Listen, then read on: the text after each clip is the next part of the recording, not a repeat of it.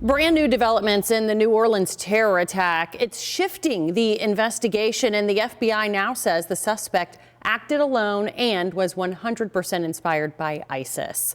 Let's bring in cybersecurity expert and former FBI agent Scott Augenbaum. Scott, thanks for being here. Thank you. So the FBI ruled out the involvement of 3 men and 1 woman who are allegedly seen planting IEDs around the city. The FBI saying that clearly is not the case, was not the case. But how common is it for police to publicly backtrack on leads like that? It is always best to err on the side of caution. They had information which they believed to be accurate that there were individuals planting IEDs. That's really, really serious. I feel a lot better that the fact they backtracked, that this individual at this point, there weren't other people involved, and that's yet to be determined.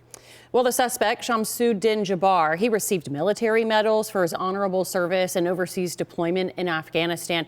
He was active duty military through 2020. He left as a staff sergeant and clearly had been radicalized and influenced by ISIS. What do you make of all of that?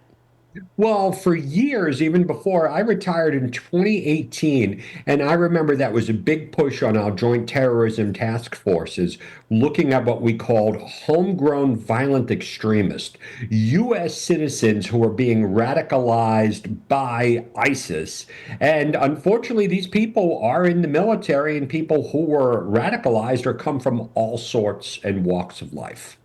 So the FBI already backtracking once, saying that the New Orleans suspect acted alone. That's the most recent information. But we've also learned that the suspect in the Las Vegas Tesla truck bombing in front of the Trump Hotel on New Year's Day as well served in the same military base as the New Orleans terrorist. Right now, the FBI says there is no definitive link between those 2 attacks. Do you think it's too early to rule that out?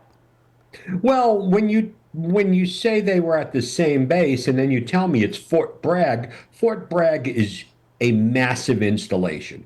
I promise you right now that there are teams of investigators that are still continuing to look for the links. But the fact that they both were at Fort Bragg, I mean, that's really a big jump. But they're going to track through that. They're going to eliminate that. They're going to make sure from the evidence on the phones and on the computers and all sorts of digital communications.